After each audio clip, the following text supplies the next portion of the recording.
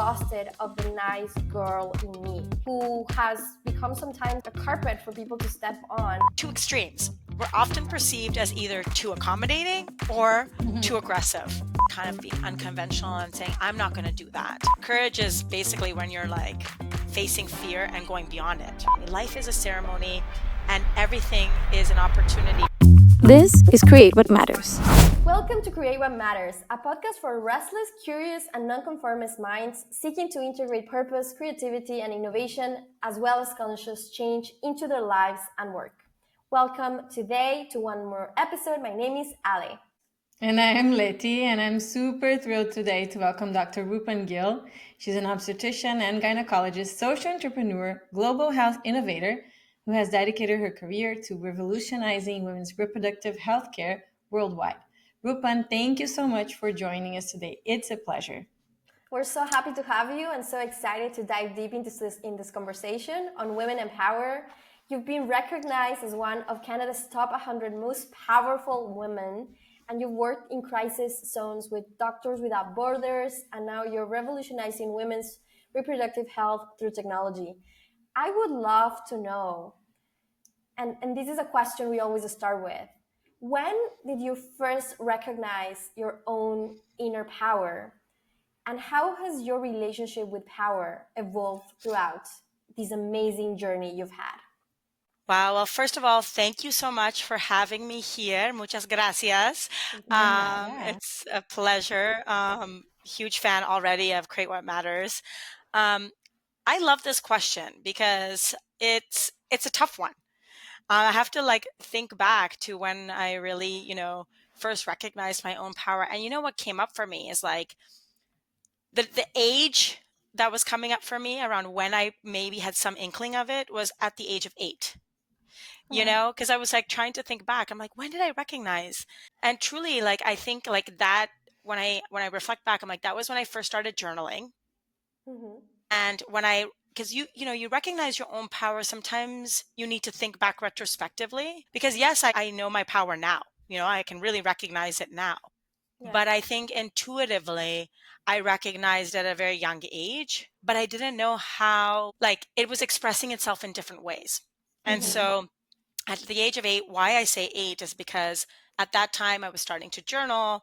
I think at that time I was a very introspective kid. I am extroverted. People always say they're always shocked when I'm like, I'm introverted, but I'm extroverted introvert. And I was in my journal when I look back at that in 1994, writing things like, I want to meditate more, Oh my God, with 8 years old? Exactly. I know wow. It's crazy. So when I look back, to me, I think that's somebody who recognized some sort of power within themselves, no? Mm-hmm.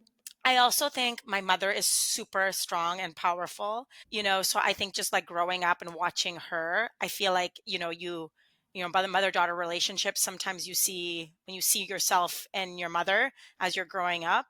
And as you asked, right, how has your power evolved throughout your journey? I would say it's just witnessing her when I was really young and seeing how she started her own business, as an immigrant to Canada. It was her that had the guts to say, I want to own my own Subway sandwiches, which is what my parents, they own a bunch of the franchises. So very interesting, dynamics. My parents are in business, but I would say it was probably recognized without me really even knowing it. And then over time, I would say, particularly in the last 5 years, is when I would say my power, I've really embodied it. Let's just say that's probably a better way kind of to think about it and to really step into it and own it. How do you think that you defined power when you look at yourself as a child, and how do you define power today? What does it look like to you, and what do you feel about it? What is power to you? That's a great question. I feel like power to me is about this inner knowing, and trusting your inner knowing. So something being at that age when you're a child, I guess this is a tough one. I don't know how my 8-year-old self, I'm trying to put myself into that position, what my 8-year-old self think. But if I think back and I look at that journal, probably that 8-year-old felt that she has some sort of inner knowing, and that inner knowing gave her power. Because why do I say this is that it was tough, right? I had to go through a lot. I've been kind of being a bit unconventional in the sense that I do have a strict family. I come from a South Asian family.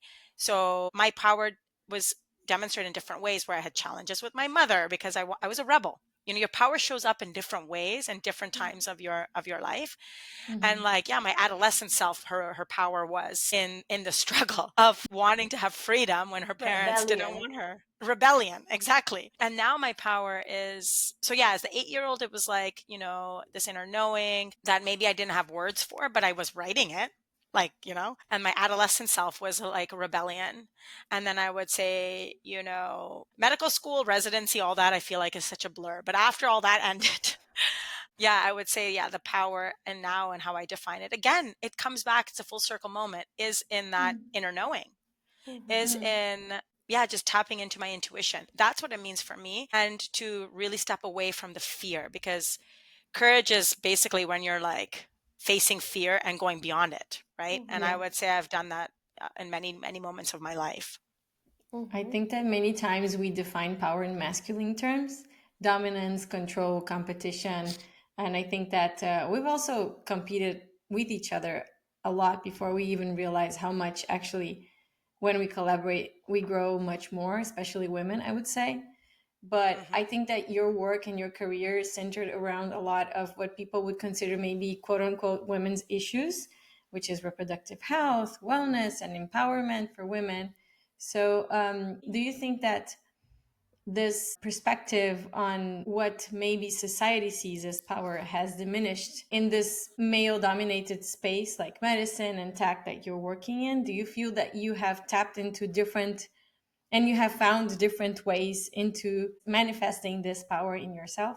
Yeah, it's a great question because it does, this sort of male dominated, there are male dominated spaces, medicine and Yeah. tech. Though I would say that the pendulum is swinging, because for me particularly, I'm in obstetrics and gynecology.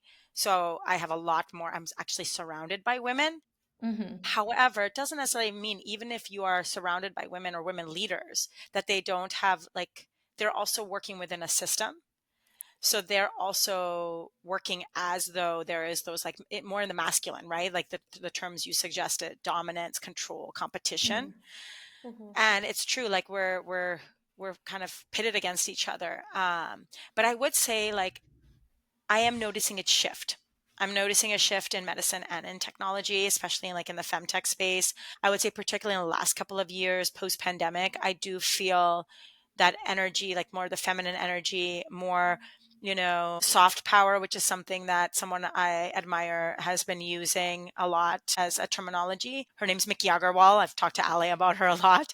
And Do you want to express a little bit of that so far? Because I think it's really cool to have that definition as well. Yeah. So I mean, I guess Mickey is the one who's come up with this, but I think a lot of people and a lot of women are getting on board, because she also was like very much in her masculine when she first started her company. So she's a social entrepreneur, and she talks a lot about that, where it was the you're always having to hustle, and there's competition, and like, and when women are acting in that way, it's seen as aggressive.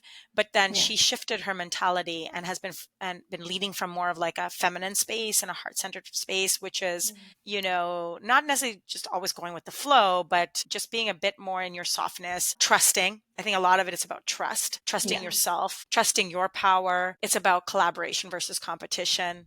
It's about letting go versus control. So I would say that's how, I mean, that's how she sort of talks about it. And that's how I would think about it too, as soft power. But yeah, so it can be tough, but I would say I personally, for me, I have actually found myself, because people ask me, male dominated, like how have you managed that? Because I've worked at WHO, I've worked at MSF. I mean, all these places have a very, there's a lot of male energy. I haven't actually had personally an issue. Nice. And maybe it's because I am so powerful. I don't know. Such a rebel, or because you've been connected to your power since an early age, right? And Maybe. And I know we've had many conversations around how you've had this inner compass, this inner wisdom, and this inner guide to just build your own playbook and like live a life by your own rules, And we're going to talk a lot about that. And I wanted to concentrate right now on the part about culture. You're a first generation South Asian immigrant who's now a global health leader. You've navigated different multiple cultural expectations of what a powerful woman should be. Studies are also showing that women of color in leadership are facing this 30% higher rate of being perceived as too aggressive when they are asserting their power and communicating to their white, often male counterparts. So my question to you is, how has your cultural background shaped your expression of power, and what have you had to unlearn to step fully into leadership with this connotation of soft power and more feminine power, if you will? Yeah. So I've been reflecting on this for the last year, particularly, just in terms of reflecting on my identity as a South Asian, first generation Canadian immigrant, no? And, I have grown up in a culture that has often defined power for women as sort of resilience, and quiet strength and sacrifice. And that's how I've seen it amongst my mother. And I have, on my mother's side, she has 5 other sisters.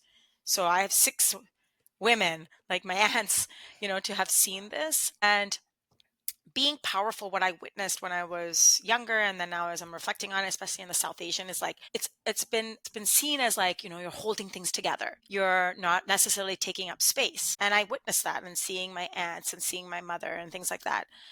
But it's been interesting, and I would say maybe it's going back to what I said, where I've like been a rebel in that way too, is like kind of being unconventional and saying, I'm not going to do that. So entering the world of global health medicine, not-profit leadership meant that I had to step into some of these spaces with more assertiveness and with more confidence, right? Like that's expected. But the reality is, like you highlighted, Ale, in your statistics, that women of color, particularly South Asian women, it's like two extremes. We're often perceived as either too accommodating or too aggressive.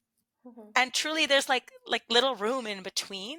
And for me personally, like I haven't had to face any direct challenges in male dominated spaces. But what I will say, and particularly because of the last year, and I'm working with Ale, she's helping with me with my personal branding. If I go back and I really reflect on this with my own self-awareness, I think it's because probably I have been on the more accommodating side. I think that perhaps I have been able to be a chameleon in different spaces and places, which can be a strength, but it's also been like, now when I reflect on it, and now where I'm like, no, I'm going to do my personal brand and I'm going to put myself out there. I'm going to put my voice out there. I've been having these conversations with a lot of other South Asian women that are leaders, and we've been reflecting the same thing, that, we need to put our voices out there, and something has stopped us in doing so. And it's cultural, systemic, all those things. Patriarchy.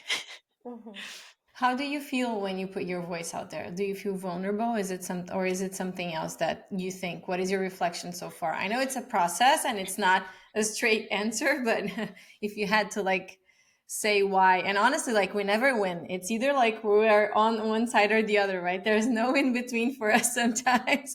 I feel That's we so will true. never win. Yeah. Yes.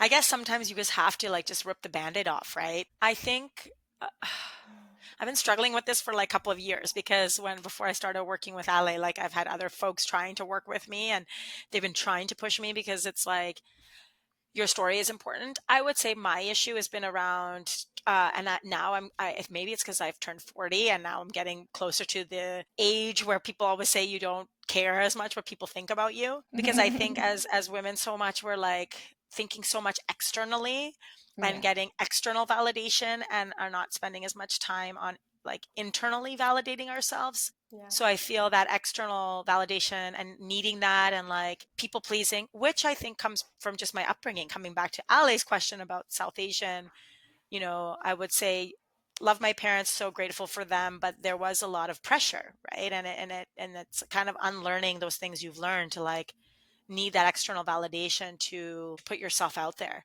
when actually you need to have that confidence. And I think I'm getting more of that now, so I feel more ready. I fully resonate with that concept of pressure upbringing from our parents who did the best possible job.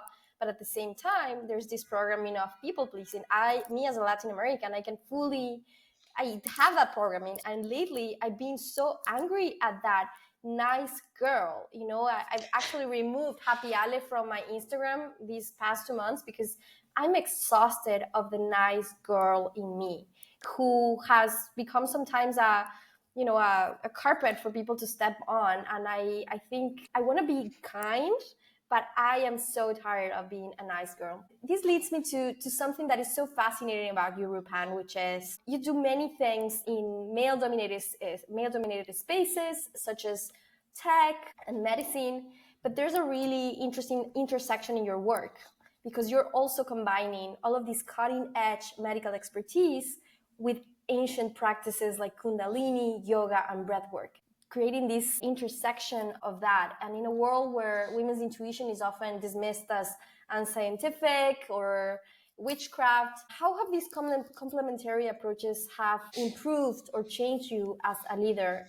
And have you faced any skepticism for bringing these dimensions into your professional space? Yes. So thank you so much. I love this question. And this is why I love Create What Matters as a podcast. This is like the first time I'm getting to really not the first time. I would say I've had opportunities. I've been trying to put the intersections more closer together. I bring breathwork, Kundalini yoga, and embodied practices into my work because I think they're not opposites, right? Science and ancient wisdom are not opposites. I actually believe that they're very complementary. What And is Kundalini? I don't know. I am not oh from yeah, that. great, Please explain to people like great me that question. have no idea. Exactly. Actually, that's so true because thank you for saying that because there's many terminology that we use and jargon that we have to make sure we define. Yeah.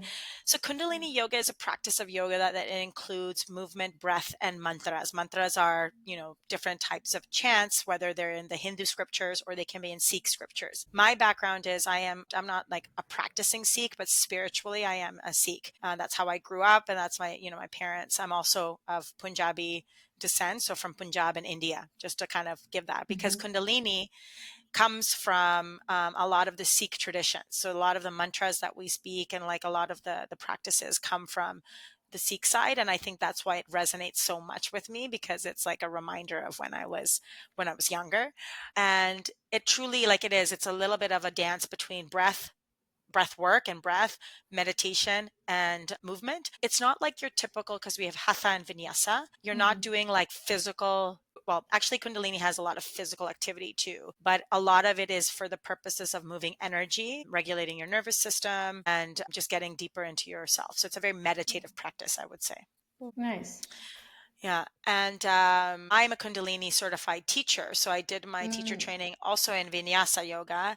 I'm also a breathwork facilitator. So the type of breathwork, there's Kundalini breathwork stuff that we do, but there's also an active breathwork that I learned from David Elliott. Highly recommend him. He has a bunch of like recordings on Spotify. And that breath work is not holotropic, but it is like a circular active breath work, has been transformational for me. Like I have found that I've done many practices and one of these is really important. And linking it to what you were asking, Ale, like how has this work really, like why have I, or how has this kind of supported me? This is, a great conversation we're having because when I think back when I was 8 years old, I was already having these like reflections that I want to go deeper. I want to go deeper. I want to go deeper. And so I feel like everything, life is, I saw this, my friend said this, life is a ceremony. And so for me, I feel that really resonated for me. Life is a ceremony and everything is an opportunity as like is a spiritual practice, however you want to feel. So for me, I feel like anything I'm doing, whether it's as a leader, whether as I'm here in New York for CSW, interacting with colleagues, like all of it is an opportunity. Like I feel like as a spiritual practice and witnessing yourself and the other. And I feel like a lot of that has come through my practices of doing Kundalini, doing breath work, I've done it all. I've had hypnotherapists, I've had people doing, EMDR. I'm part of that But club. yeah, exactly. Right. Like, because to just figure out, like unlearn all this BS that we've had to learn as women, and all of the three of us are women of color, right? As Latinas and me as South Asian. And so we have this unique experience. Yeah, but particularly around doing these practices, I would say it's about embodying leadership, not just theorizing it. So that's really helped me to be more of a heart-centered leader with my team. Of course, there's moments when you have high stakes scenarios. I've had to be in war-torn countries. As an OBGYN, there are moments where you have to flip from a scenario that is calm to chaotic. If your nervous system is not regulated and you have not trained it, you cannot be a very good physician in a moment of chaos, no? And I've seen physicians who are on the verge of burnout and it's not safe. I think also this idea like, yeah, we develop strategies and we have our like, what are your strategic goals for the year as a leader and all these kinds of things. But I think it's so important. It's not just about the strategy, but it's leading from a deeper awareness. I feel like that's really helped me with these practices. And then I think the other piece, coming back to the last part of your question on intuition. So I feel like there's a Western bias of rational versus spiritual. And I'm getting so like, I think that's my mission, I feel, is to try to bridge these worlds, because I'm tired of people making categories of black and white and siloing things. And that's where women get put under the bucket of like intuitive, spiritual, and that gets dismissed. But then like, if you really reflect in history, some of the most powerful leaders have relied on a combination, right? They're a combination of logic, instinct, and embodied wisdom. So yeah, that's how I would say that that's what's been so important for me. Working a lot in data translation and in supporting researchers communicate their work. In the last 5 years, I've worked very closely with researchers in mother and child health. So I worked very closely with a professor that's called Professor Carmen Diniz. She's from the University of São Paulo, but she used to be vice president of the university. And we developed a really cool app together to support a fight cesarean epidemic. And one of the things that I discuss a lot with her, because she uses a lot of her practices that are based on science, also recognize and understand the importance of breath work and how giving birth is a biochemical element, and it's very much connected to how the women are feeling in the moment that they are giving birth. So she talks a lot about how when women are not connected to themselves and when they're not feeling safe and when they're not connected to the environment, which happened a lot during the pandemic because a lot of women had to be alone in the room doing that, and it was them and maybe a doctor that was not ready, not prepared, and even not making them feel safe. The number and the amount of induced births, so births that would use external medicine to make it go faster, increased a lot during that process.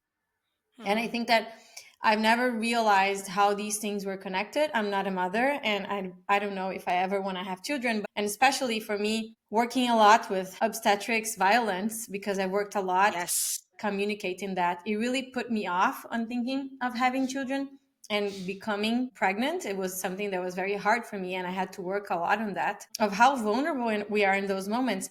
And if you don't have someone that understands both your physical but also your mental needs in such a specific and such a difficult moment for you, but also so beautiful, it can become a disaster so quickly. Like it can become something so, both for you and the baby, right? And the connection that you're 100%. having. So I think that that's Trauma. beautiful.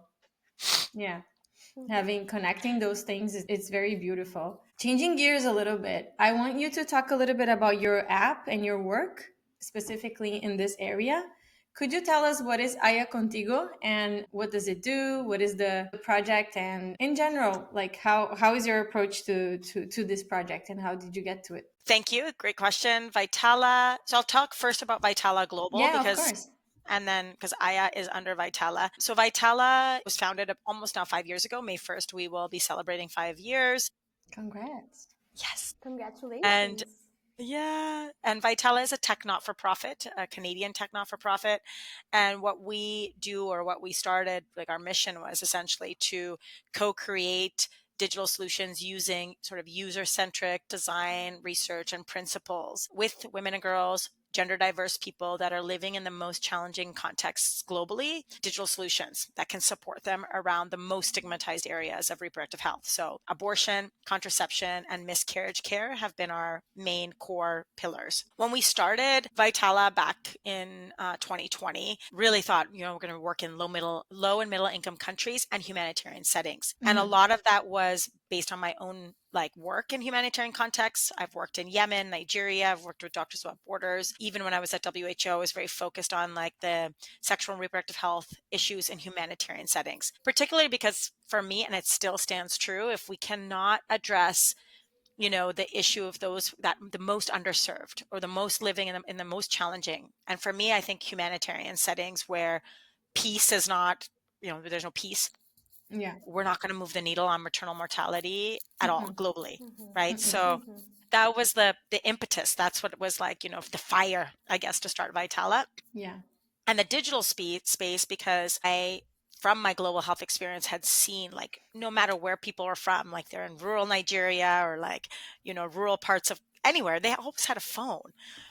So it was like there's a way to kind of use that technology to support people when the health systems are failing them. And so Aya Contigo, so Aya with you, for those that don't speak Spanish, but Aya is kind of like your best friend in your pocket. It is a digital companion that some people refer to as a doula, like in the United States, they say doula. We say peer counselors. For Latina listeners or friends, we'll say acompañantes, because we are like kind of modeling this work around acompañante models. And so Aya is like your, acompañante, digital doula, that is there providing informational, emotional, navigational support around self-managed abortion, contraception, and miscarriage care. It's a web app. It has an in-app chat that also you can access through a WhatsApp, and you talk to real counselors. So it's not a bot, it's actual humans that are providing the emotional and navigational support to our users. The app is available. We started in Venezuela, and the reason being because Venezuela is a country with a crisis, legal restrictions around abortion. So I was wanting to see if we can make something work like this in Venezuela.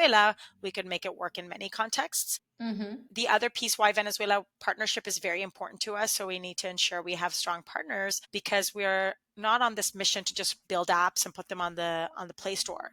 We truly want to build solutions that can be integrated as part of the existing ecosystem, and allow for that person seeking care to be able to seamlessly navigate the complexity of that system. So what else can I say about Aya? Aya is also available. So it's bilingual. It's in Spanish and English. And currently it is available in the United States and all across Latin America, aside from Brazil and Haiti for now, but because we need to translate it into the languages.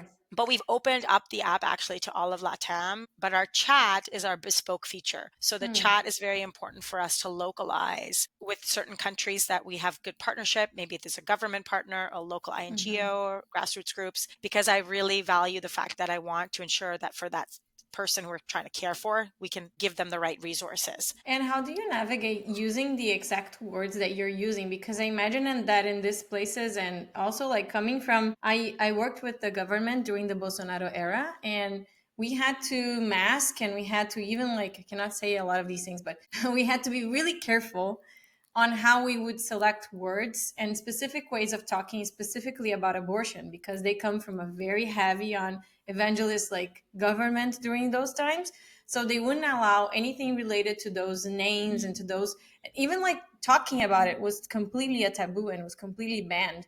So how do you navigate, and how do you create an ecosystem that can actually support that space for safe for women in such a complex topic, and it's something that like spurs so many anger, even sometimes from a lack of knowledge that abortion happens to everybody. It happens all the time, actually. We don't even realize how many women do that. And this idea that, I don't know, it comes with the heavy weight of choosing lives, but sometimes on the, not necessarily on the behalf of another life, but killing women in the process of what you're actually doing. So how do you navigate that in? Yeah, great question. So you're right. 1 in 3 women have an abortion in their lifetime. So it's so common. I don't think people really realize that. 1 in 4 Yeah. pregnancies end in a miscarriage. So again, so common, and something we don't talk about enough, and is so stigmatized. Because you're from Brazil, this whole thing around harm reduction really came from Brazilian activists and women. I don't know if you know this, but you probably do, right? And so I think But I want to hear it from you, because yeah, exactly. So I want to acknowledge that, because even us, like building Aya, is based on the work of so many amazing feminists, acompañantes or accompaniment groups, grassroots volunteers, really, who've been doing this work across Latin America and Africa. And that's what the United States is now trying to implement, these types of interventions and innovations, I would say. Not digital innovation, but it's still innovation. How we navigate it is around this term of harm reduction, and that's what a lot of these feminist groups have done as well. Information is not illegal. So, but we have to be creative in how we talk about it. So the movement is very creative around how we're talking about abortion. And like, we don't necessarily say, maybe abortion. Post-abortion care is more palatable. People, it's not illegal actually in many countries. So I would say like just that terminology around harm reduction. And what I mean by harm reduction is that similar to like in the drug space, where we know people are going to do drugs, we might as well ensure that they're doing them safely. Similarly with abortion, if you make it illegal in a context, it does not mean that abortion is going to go away. Actually, it makes it more unsafe. Yes. And so the intention around these, accompaniment groups, hotlines, so many of, apps that are being created, they are so that it's a harm reduction tool in terms of providing information and emotional support without directly providing the actual service. And that helps to keep it under the law, and it helps it to not be, shut down, because it can be like any other resource that's out there. Yeah.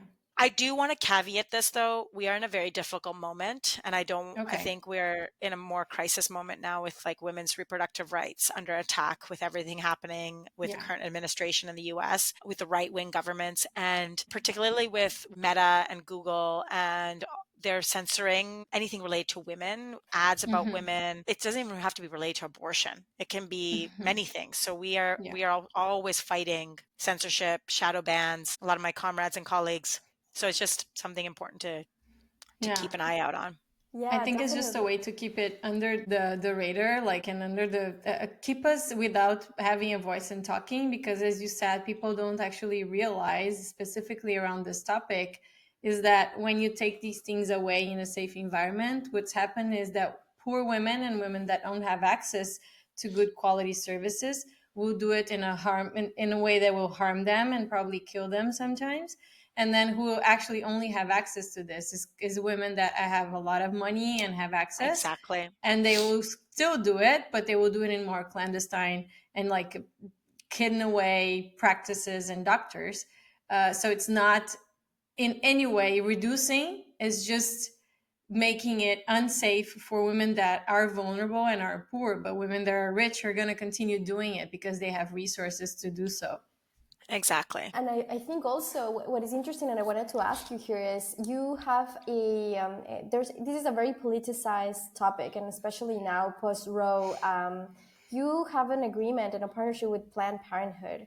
How is that affecting you right now, given that, how is it from the business standpoint and from the mission, right? Because how are you approaching all of these changes right now? As you were saying, yes, I've seen reproductive health sites from the government being shut down, all of the available information that was there being canceled, and even terms being forbidden, like feminism or bodily autonomy. All of these terms like are going to start being forbidden. So how are you approaching these now? How are you strategizing this even for the future, or at least for the next 4 years, given that this path is being taken, by the US, where you have a big presence with Aya Contigo and Vitala? Well, I think it's so interesting, right? I think with us, we had the insight, and I think this comes from also my own personal experience when I was working for WHO and MSF. We are user-centric and human-centric design process and really co-creating. This is not that many tech companies or even like tech not-for-profits are doing this, where they're actually building from the ground up. Right. So yes, I'm working in the technology space, but the app and Aya is not, it's not just about the app. It's not, and digital is not the panacea. If we think we're going to solve all these solutions like through the digital space. Yes, many people are in the digital space, but we have to get creative, right? And so we started in Venezuela, and I did that intentionally. I wanted to show like if we could do something in one of the most challenging contexts where there is there's challenges with the politics there. There is a economic crisis that they've been facing. It is illegal to have an abortion in Venezuela, aside from saving a woman's life, because we've worked from the ground up. I didn't mention this, but we co-created Aya with over 1,000 Venezuelan women, over a dozen grassroots organizations. And so having that, like now more than ever, we need community. We need the boots on the ground. We need to leverage that. So that's where I think, we've already gotten really good about creating ecosystems in unsafe spaces. And also, I wouldn't take all the credit for that, because I think, feminists and activists know when things get bad, they need to go underground. They've done this. I mean, we've done this for decades, right? When challenges have faced themselves. And so I would say, because of the nature of us doing a kind of community-based digital support, we have decentralized networks that we work with. And then finally, right from the very beginning, we really value privacy and accessibility, safeguarding security. So we don't have a whole thing that we need to like collect all this data. We have encrypted platforms. So we're keeping our users safe. We're keeping our team safe, being creative of like ensuring we have a good, strong community presence to the work we do. That's so important that what you're saying about keeping your users safe, because I think that there's a lot of fear when using these apps that control your menstrual cycle, control your pregnancy cycle, like the willing or the not pregnancy, the desire to become or to have a pregnancy, and even like when you have sex, when you don't have. So I think that that is very important to talk about, like how we need to keep those women safe and away from the hands of people that maybe want to use that information to harm them or to persecute them or anything related, that it takes away their own rights to their own bodies and to the decisions that they can make to themselves, right? Yeah, that's why we want more people knowing about like solutions like Aya. I have another group that I really admire, Yuki. It's a privacy first resource as well. They're also a tech not-for-profit working in the reproductive health space. And all of us are really committed to like, yeah, we're not going to collect this data. So even if donors or people are asking for it right now, like it's why? At the expense of what? So I think, and at expense of whom? So I think at this moment in time, we really need to uplift products or like technologies like Aya, Yuki. Like there's not that many actually that are out there, but we need to keep talking about that. Privacy first, secure, digital safety, all that stuff. Nice. And there's an impact report from Vitala Global where you mentioned that your team is over 96% female, with 75% of them being BIPOC and Latinx, and more than half are under 30. I remember meeting some of them in Lisbon a couple of years ago. So being someone that also has an amazing team of women in tech, I know how challenging it can seem to others and how different it makes us. What difference have you seen in your team when compared to other organizations with different teams distributions, especially in this mission that is becoming challenging, more and more challenging? And as you say, we need to find different ways to manage and still stand strong with that mission. One of the most powerful things about Vitala is our team.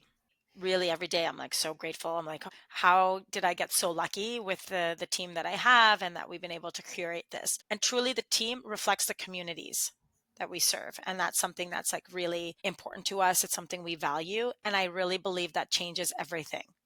It leads to more trust. It leads to more impact, right? And so we are trying to adjust that narrative with over, as you said, like 96% of our team being female, more than 75% are BIPOC and Latina, and actually very young staff too, right?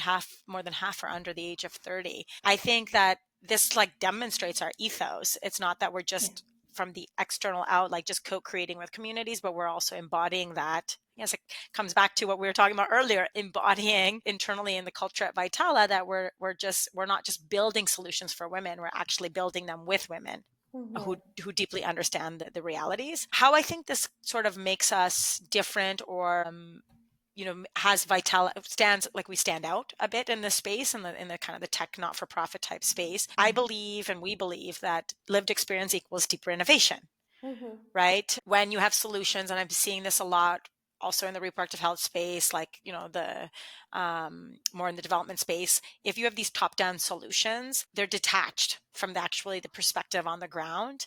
And I think with our team, like I have people who are actual Venezuelan migrants, right? They left Venezuela, maybe in Argentina and other places, and they're working for us and for working with Aya. They know what it means, right, to have had to navigate the complexity of Venezuela. So they have real great insights in terms of how we are implementing Aya. I also believe it helps in establishing a culture of agility and bold thinking, right? Like that, also having a young, diverse, mission-driven teams, they don't, and they have not defaulted to status quo.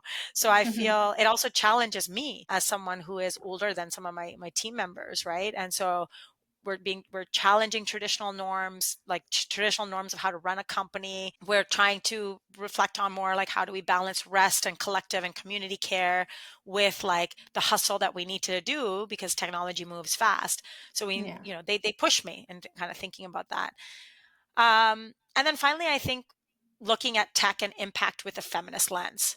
So that's what we're really doing. And women in tech, we're underrepresented, underestimated, but in this space that we're curating at Vitala, I'm creating, and we're trying to create the safe space where we do lead the charge, right? Like, having a female majority, BIPOC-led team in a tech not-for-profit means that we're sort of approaching technology not just as a tool for efficiency, but as a tool for liberation.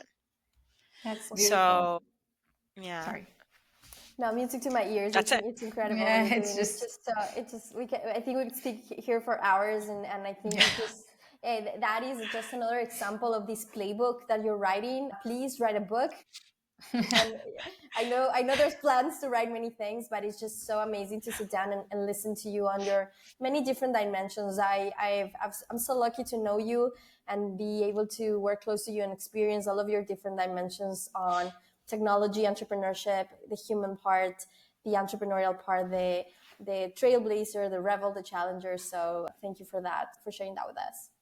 Thank you. I do want to tap into scaling because I know that is a challenge before we go. Like, we know that in health technology and in just startups in general, we don't really get a lot of opportunities for venture capital and in women-founded companies, despite we make like a lot of healthcare decisions, and we have, as you said, the pendulum is swinging, but it's still not there yet. How was this experience of building a startup and scaling up, and how did you navigate this space? And if you did navigate it, what would you say to women that want to start a business and a startup?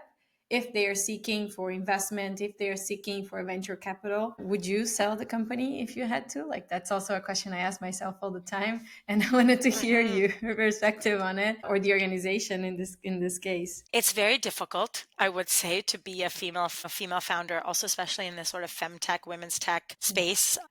As you are aware, like, we only have 2% of the venture capital that's really going to women-founded companies. I think I've been going back and forth with this, like, do we spin off Aya as a for-profit? Because I can see both sides, right? And I think this is like, it's a gift and a curse in some ways, when I'm like talking about my different like versions of myself, which, Ale brought up, being in the ancient wisdom and then also science and medicine. It's the same like this, not for profit versus for profit. And I'm always thinking like, wow, like Aya could compete, compete in this market.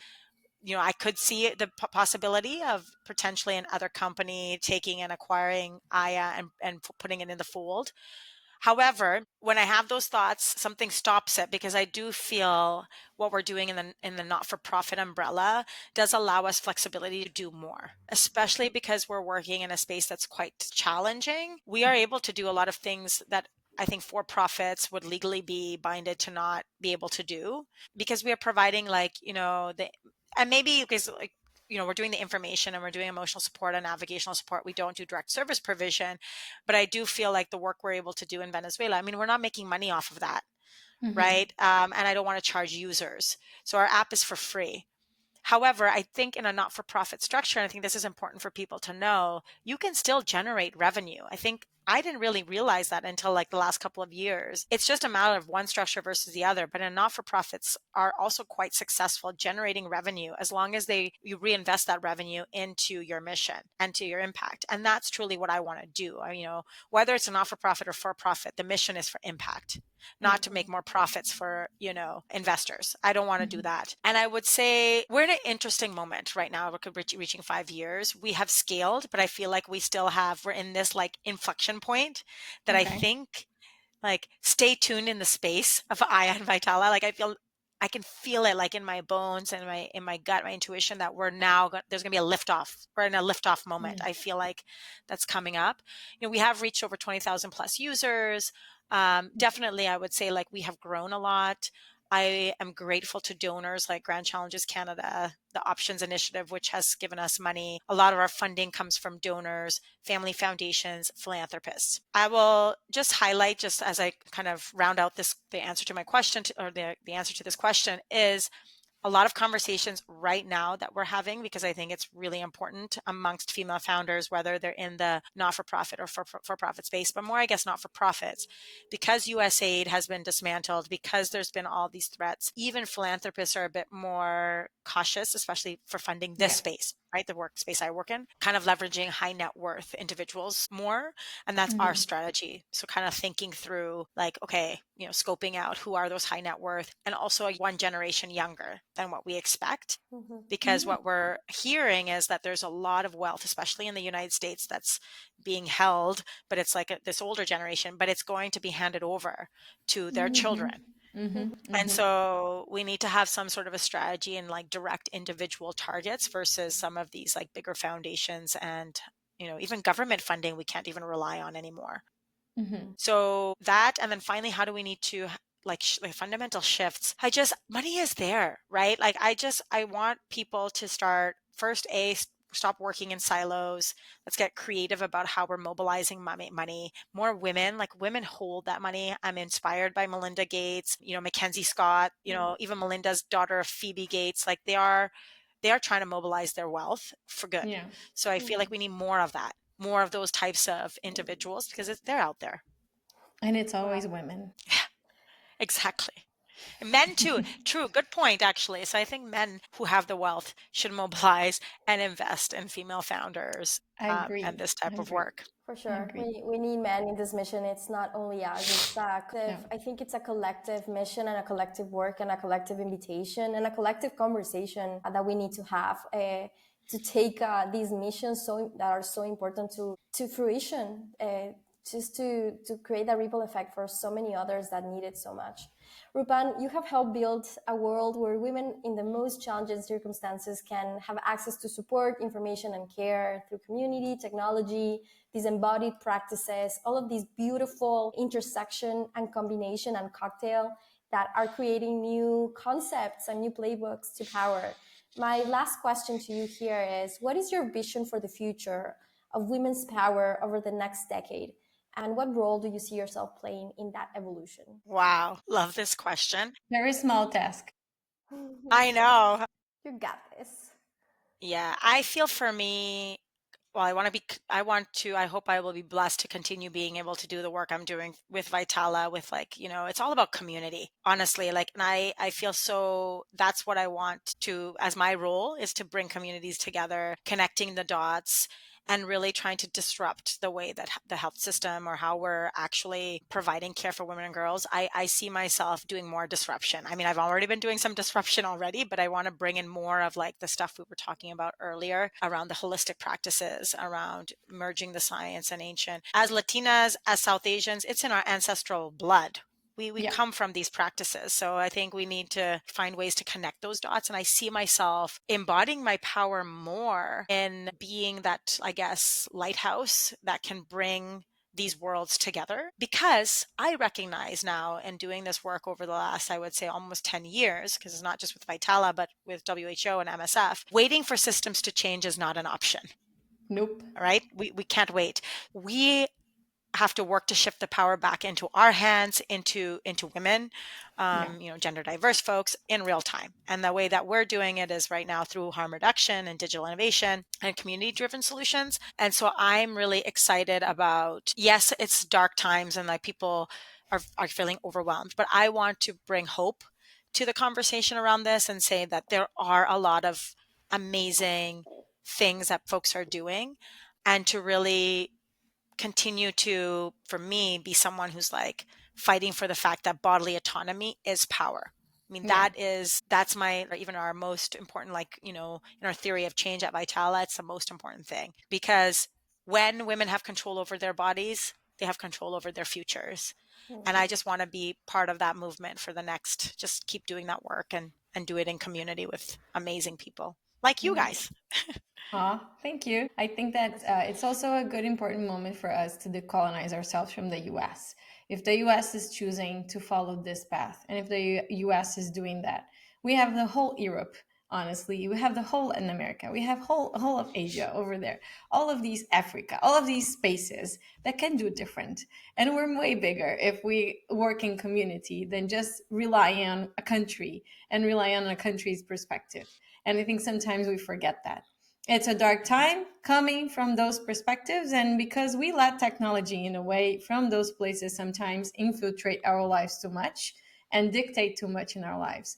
But it's a moment for us to take back our power and understand that this is where we either shift the dynamic power or we're going to be reliant on that forever. And I think it's a very important, as you said, like point of inflection also for other countries to understand that they need to take their own stand and do their own thing. Otherwise, it's just like we're going to be puppets forever in that sense, right? Yeah, I just wanted to add one thing because it was related to a question, Ale, you were going to ask, but I'm just going to add this as a response to what Leti just said, because I think it's so important. Yeah, because I want to share what's been fascinating is, Aya Contigo started in Venezuela and Latin America. And, you'll hear terms like reverse innovation or like, I really don't like that because when we're talking about reverse innovation, it's as if innovation can only good innovation or the innovation happens from the West and then goes to like, to Latin America or India or other places. Yeah. But I actually, and that's how we kind of sometimes think about it. Like the typical flow of innovation is going from to North America to the global South. But what I think is, and that's really, decolonization, because it's ingrained assumptions that all this expertise, resilience, solutions, and all that kind of stuff come from North America or like the Western world. But what we've noticed is actually there's some amazing, powerful innovations. And I saw this when I was in Africa. There's so much that's happening there. And then now actually in this moment in a post-Roe world, what is the US like looking towards? They're actually looking at green wave movements from Latin America to help them solve their problems. Right. And so, I love what you just said, because I think it's a decolonization 100%. And also like all of us in the different backgrounds we come from owning our power because we have it. Yeah. Right. And So if I might add, I think it's also, we are definitely seeing a wave of separation, of division, of hatred, of lies, of these negative power, I would say, negative use of power in the world. But I think all of that wave, to me, is only going to create that pushback, another wave of people rising up to that challenge and not allowing for that trend to continue, or just fighting back and using their voice. So I am hopeful at the same time, as critically as it is what we're seeing with many different aspects of the economy, of women's and human rights. I think there's also a lot of humans in the world, women, that are going to raise their voices and act. And I think we're going to see a lot of that, a lot of action to counteract all of that movement and that wave. Roopan, thank you so much for this powerful conversation. I think we could be sitting here for hours listening to you and your different dimensions. And I'm so inspired by your work and your mission. And I wish you the best, and we wish you the best with your work with Vitala Global and Aya Contigo, and creating waves for all of these very important missions in women's health and empowerment around the world. If I may ask you, where can people find you? Social media, website, where can we find you? And where can we find your work? Thank you so much. It's been such a pleasure having this conversation. Definitely could talk for hours. You can find website vitalaglobal.org, on Instagram at Vitala Global. Please share widely. You can download Aya Contigo. So it's at Aya Contigo app on Instagram, and it's available to download across Latin America and the United States on the Google and Apple Play stores. And you can find me on LinkedIn. Perfect. And to our listeners, if you've enjoyed this episode of Create What Matters, please subscribe, share with friends, and join us next time as we continue to explore how purpose-driven individuals and organizations are creating meaningful change in the world. I am Leti. And I'm Ale, and thank you for joining. Bye. Bye. Bye.